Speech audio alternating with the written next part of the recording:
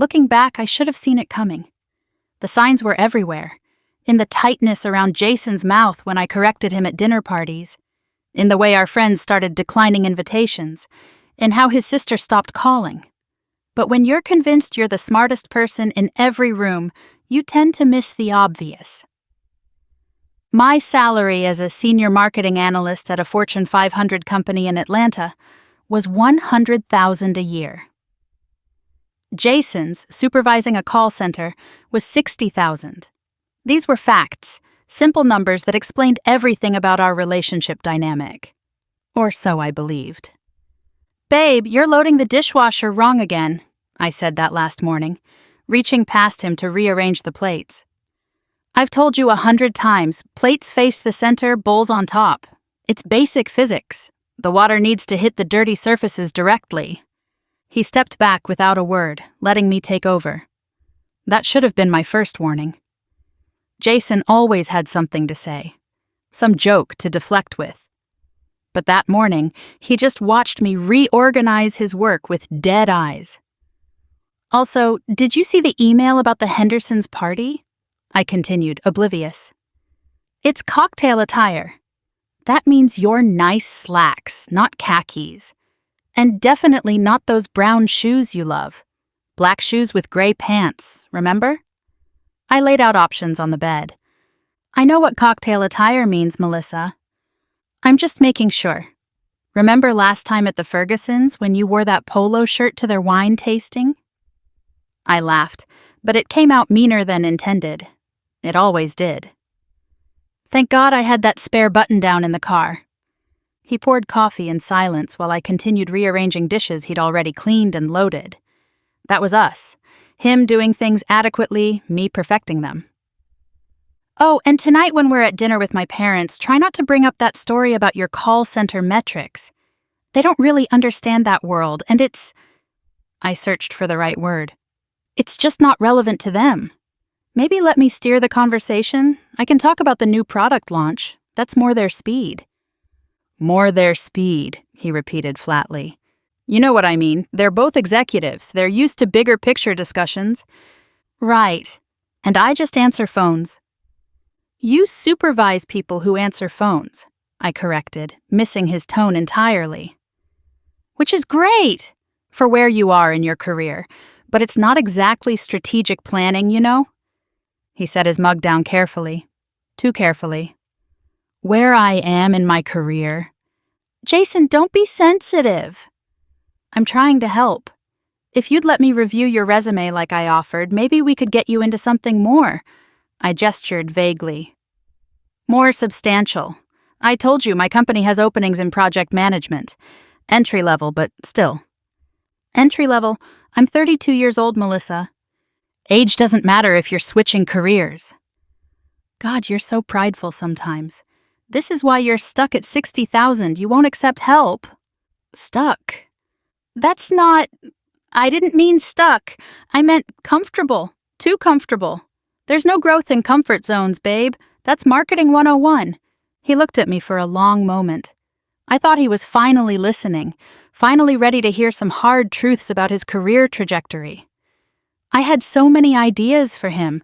Night school, certification programs, networking events I could bring him to, where he could meet real professionals. "I need to get to work," he said finally. "It's only 7:30. You don't leave until 8. "I'm going in early." Stuck people need extra time to figure things out. The sarcasm was unusual for him. Jason was typically so good-natured about my guidance. That's what I called it, guidance. Not nagging or condescension. I was helping him improve. "Don't be like that," I called after him. "I'm on your side. If I didn't care, I wouldn't try to help you better yourself." The door closed harder than necessary. At work, I told my cubicle mate Sandra about the morning's frustration. She'd understand. Her boyfriend was a teacher, another noble but underpaid profession. "He's just so sensitive about the salary thing," I explained, picking at my quinoa bowl. "I mean, I get it. It must be hard having your girlfriend make almost double. But instead of being motivated by it, he just gets defensive." Sandra made a non-committal sound.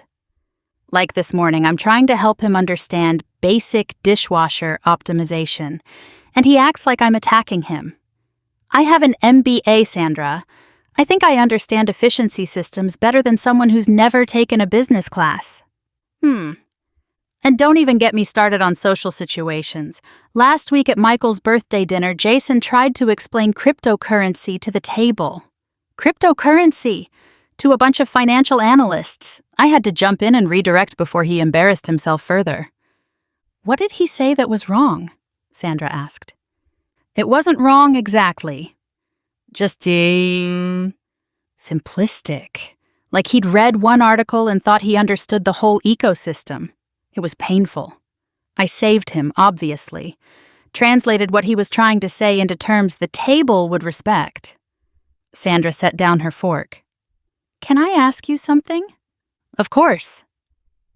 Do you even like Jason? The question hit me like cold water. What?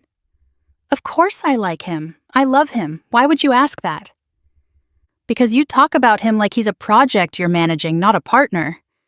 That's ridiculous. I'm trying to help him succeed. By constantly pointing out his failures? They're not failures. They're growth opportunities. Areas for improvement. God, you sound like his sister. You've mentioned his sister doesn't like you. She's protective. Doesn't understand that Jason needs pushing. He'd be happy making $60,000 forever, living in that same apartment, going to the same sports bar every Friday. No ambition. Maybe he's happy. Nobody's happy with mediocrity, Sandra. They just tell themselves they are because excellence is hard. She stared at me. Melissa, I mean this with love. You sound insufferable. I was still fuming about Sandra's comment when I met my mother for coffee that afternoon. She'd understand. She'd married down, too. Dad was just a contractor while she was a hospital administrator.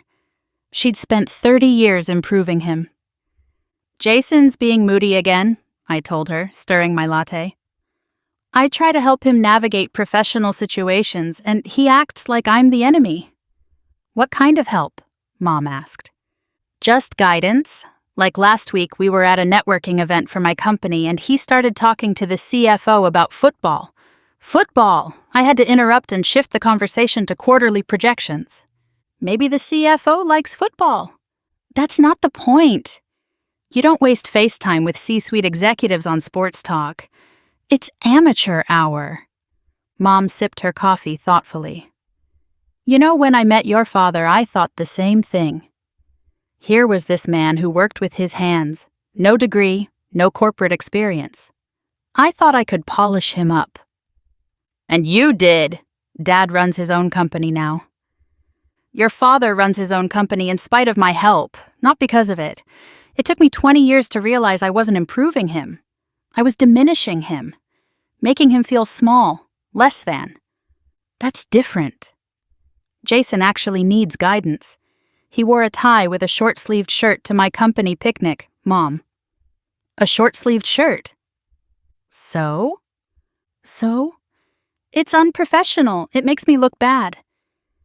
There it is, she said quietly. It makes you look bad. This isn't about helping Jason. It's about your image. That's not true. Melissa, honey, when's the last time Jason made you laugh? When's the last time you had fun together without you correcting something he did? I opened my mouth, then closed it. Surely it hadn't been that long. We'd gone to the movies last week, but I'd spent the drive home explaining why his interpretation of the plot was surface level. The week before, we'd tried a new restaurant, but I'd had to send his wine choice back and order for both of us after he mispronounced bruschetta. I should go, I said stiffly. Some of us have real jobs to get back to. Mom's face went carefully neutral. Of course. Wouldn't want to keep you from your important work. The dinner with my parents that night went exactly as I'd orchestrated. I steered every conversation, filled every silence, translated Jason's comments into corporate speak they'd appreciate. He barely said 10 words the entire meal. Jason seems quiet, my father observed as we waited for dessert. He's tired, I explained. Long day of phone stuff. Customer service metrics, actually, Jason said suddenly. We implemented a new quality assurance program that reduced average call time by 30% while improving satisfaction scores. That sounds impressive, Dad said. It's basic operations management, I interrupted. Jason's team finally caught up to industry standards, nothing groundbreaking. The table went silent. My parents exchanged a look I didn't like. I think it sounds very impressive, Mom said firmly. Jason, tell us more. No, Melissa's right, Jason said with a strange smile. It's basic stuff, not like launching a new product or analyzing market trends, just making sure people who call for help actually get it. Simple work for simple people. Jason doesn't mean that, I said quickly. He's being modest.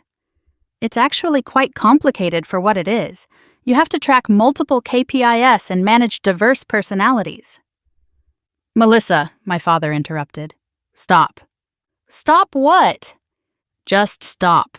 The drive home was silent. I filled it with observations about the restaurant's service gaps and how the new construction on Peachtree would impact traffic patterns. But Jason didn't engage. He just drove, hands at 10 and 2, jaw clenched. You were weird tonight, I said as we entered our apartment. All that self-deprecation, it made everyone uncomfortable. I made everyone uncomfortable. He turned to face me, and there was something in his expression I'd never seen before. Are you serious right now? Don't raise your voice at me. I'm trying to have an adult conversation. No, you're trying to have the same conversation we always have where you explain to me how I failed to meet your standards. Well, guess what, Melissa? I'm done. Done with what? This. US everything. He pulled out his phone, scrolled for a moment, then showed me the screen. See this? This is an email from Salesforce. They're offering me a position, Senior Implementation Manager, $150,000 base plus commission. The number hit me like a punch. When did you... 3 months ago, when you were busy explaining to me how my resume needed a complete overhaul. I applied anyway, had 4 interviews, got the offer last week. Why didn't you tell me? Because you would have taken credit for it, would have convinced yourself that your constant criticism somehow motivated me to improve. But here's the thing, Melissa. I didn't need improving. I'm good at my job. Really good. Good enough that one of the biggest tech companies in the world wants me to move to San Francisco and run their implementation team. San Francisco? But my job is here. Your job. Right, because that's what matters. He laughed, but it was bitter. Do you know why I haven't taken it yet? Because I kept hoping you'd see me. Actually see me. Not the project you're trying to fix, but the person I actually am. Jason, that's not fair. Everything I've done has been to help you. Help me what? Fit into your idea of success? Make more money so you don't have to be embarrassed at company parties? Tell me, Melissa, what exactly about me did you think was worth keeping unchanged? I stared at him, speechless. This wasn't Jason. Jason was easygoing, happy to follow my lead, grateful for my guidance. I love how you talk to customers, he continued. Did you know that? Probably not, since you've never asked about my work except to criticize it. But you have this voice you use on calls. Patient, kind, like everyone deserves respect regardless of their problem. It's completely different from how you talk to me. That's not true. Last week you explained to me how to use my own coffee maker. I've had it for 5 years. The week before you gave me a lesson on parallel parking while I was actively parallel parking. Successfully, you interrupt me in every conversation to translate what I'm saying as if I'm speaking a foreign language. I'm trying to help you communicate more effectively. I communicate fine. You just don't like how I do it because it's not wrapped in corporate buzzwords and MBA theories. He was pacing now, energy I'd never seen from him crackling in the air. Do you know what my team calls me? The phone whisperer. Because I can de-escalate any situation, make any customer feel heard. But you've never once asked about that. Too busy teaching me about dish placement and wine pairings. Those things matter in professional settings. To you, they matter to you. And that's fine, but stop pretending you're doing me some favor by constantly pointing out how I fail to meet standards I never agreed to. Wow. So what, you're just going to run away to San Francisco? No, I'm going to walk away to San Francisco. There's a difference. And I'm going to take the job I earned without your help, live my life without your corrections, and maybe finally remember what it feels like to not be constantly found lacking. Jason, please. We can work this out. I'll be better. Better at what? Hiding your contempt? Pretending you respect me? I heard you on the phone with your sister last week. You called me practice for your real relationship. Remember that?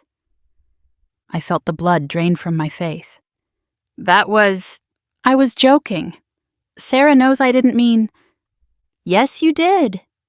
Every word. I'm practice, a fixer-upper, a starter boyfriend you can upgrade once you've molded him into someone worthy of your salary bracket. That's not... I love you. No. You love the idea of what you could turn me into. But I'm not a makeover show, Melissa. I'm a person. A person who's tired of being treated like an idiot by someone who's supposed to be my partner.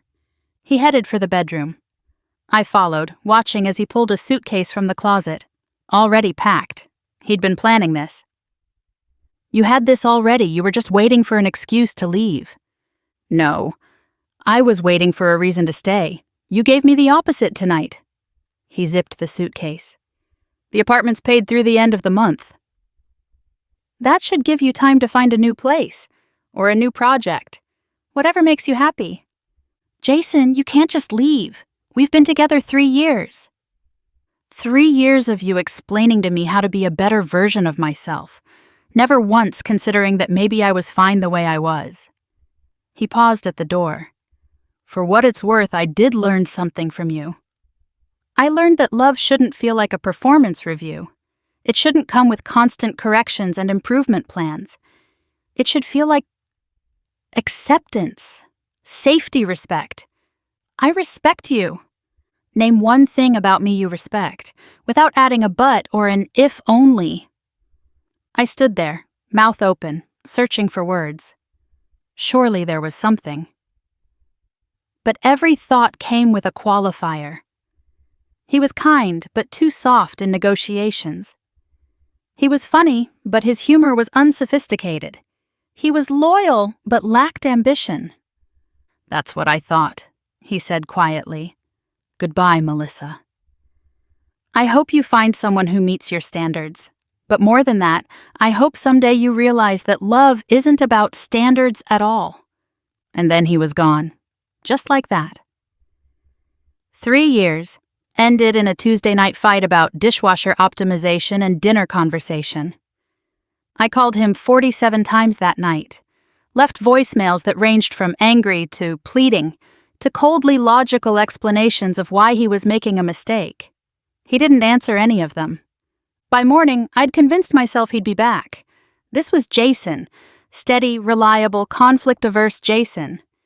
He'd cool off, realize he was overreacting, come home so we could work through this like adults.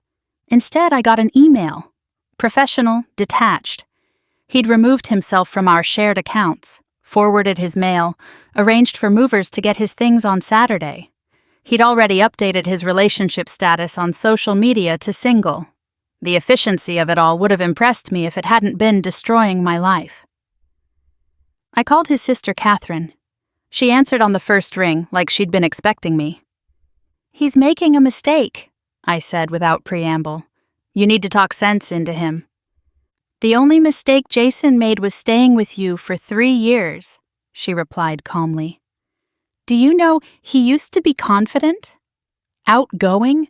The life of every party? Then he met you, and suddenly nothing he did was right. His jokes were too lowbrow, his clothes were wrong, his career wasn't impressive enough. I was trying to help him improve. He didn't need improving, Melissa. He needed accepting. But you're so wrapped up in your own superiority complex, you couldn't see that you were dating a wonderful man who just happened to make less money than you. This isn't about money. Isn't it? When's the last time you introduced Jason without mentioning what he did for a living in that apologetic tone? This is Jason. He works in a call center, but he's a supervisor. Like you're preemptively defending him against judgment that usually only came from you. That's not, I never. He played your voicemails for me. All 47 of them. Do you know in not one of them did you say you were wrong? Not one apology that wasn't followed by a justification. Even in your regret, you're still explaining to him why he's not seeing things correctly. She hung up. The humiliation of the next few weeks was complete. Our mutual friends, forced to choose sides, chose his. Turns out 3 years of watching me belittle him at every social gathering had left an impression. Honestly, we're relieved, admitted Tara, who'd been my friend since college. It was getting hard to watch. The way you'd correct his grammar, his pronunciation, his opinions. Remember game night when you literally took the cards out of his hands because he wasn't playing optimally? I was helping him win. He wasn't trying to win, Melissa. He was trying to have fun, with friends, with you, but everything had to be a teaching moment. Even Sandra, my work friend, distanced herself. I've been thinking about what you said, about Jason trying to explain cryptocurrency. So I looked it up. His explanation? It was actually really good, accessible, clear. The kind of explanation that would help normal people understand a complex topic. But you couldn't see that because it wasn't wrapped in jargon. My mother was the worst.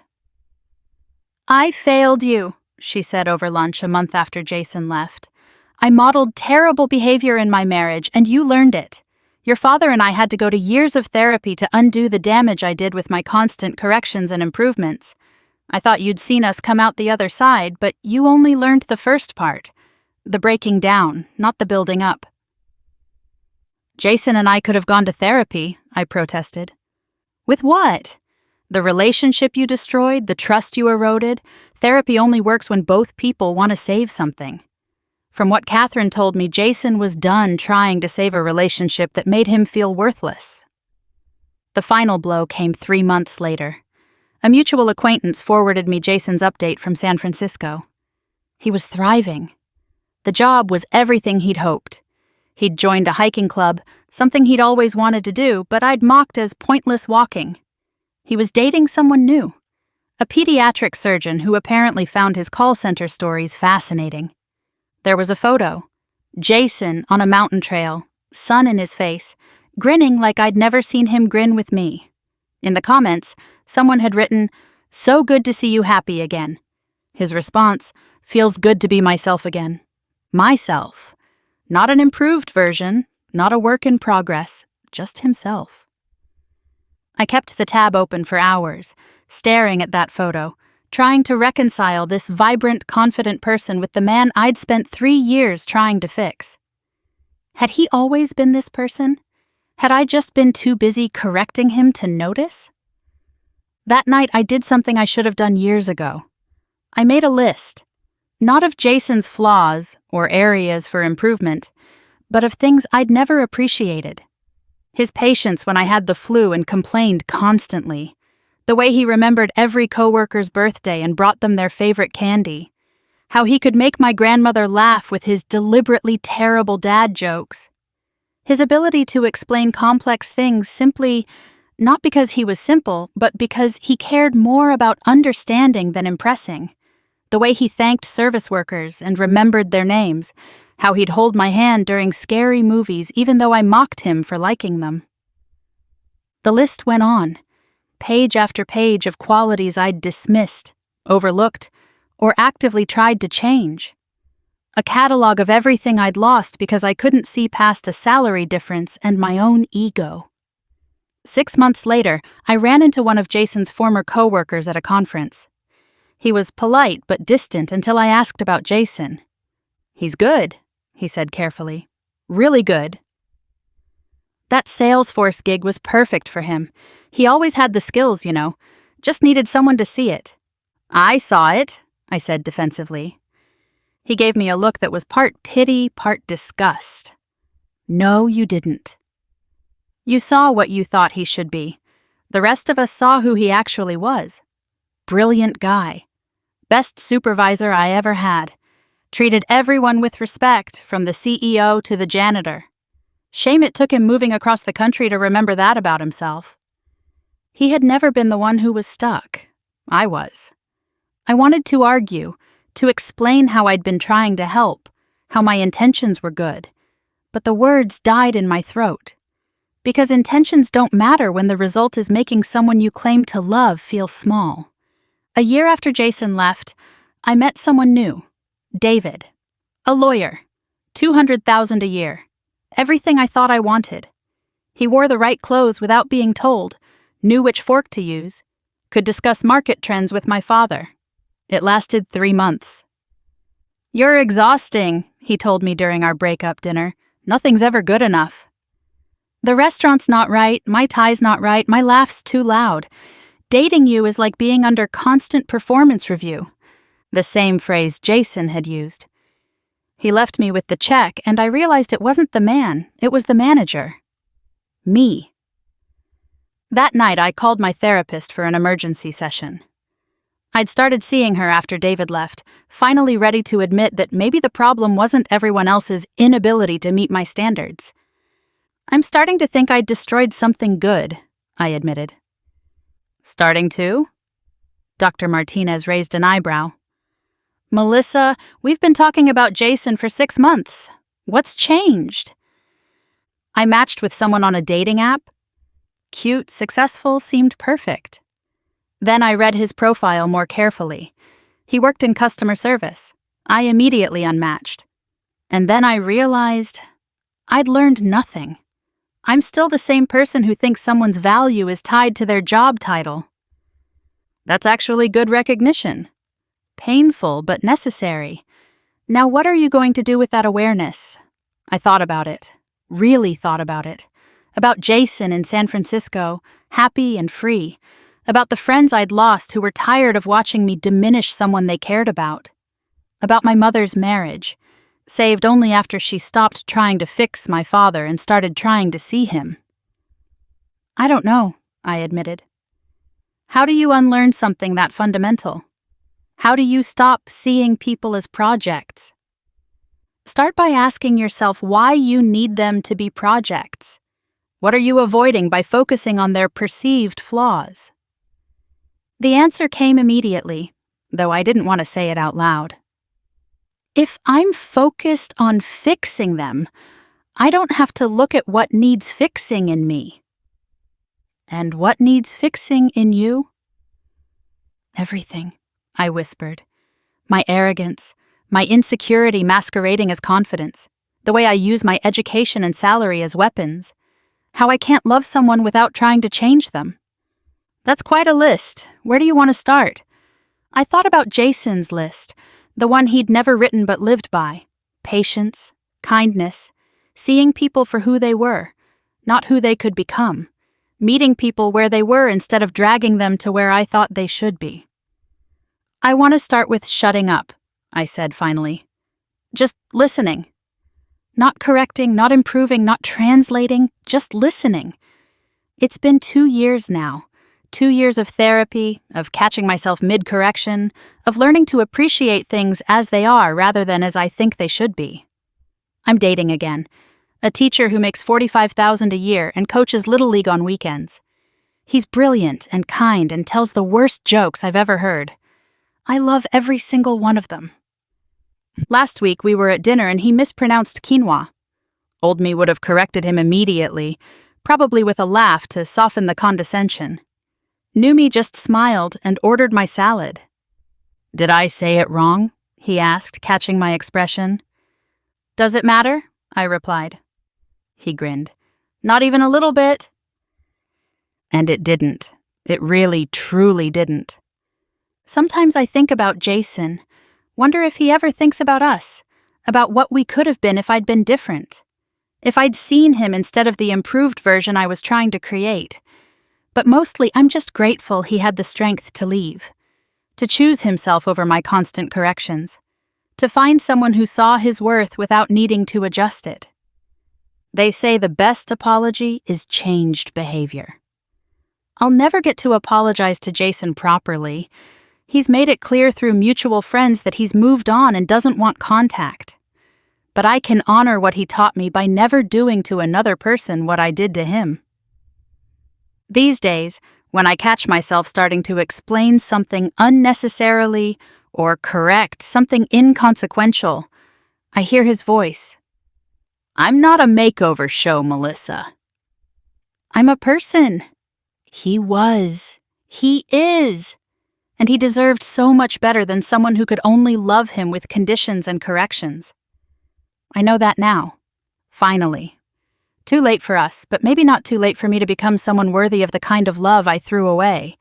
The kind that sees you clearly and chooses you anyway. Dishwasher habits and all.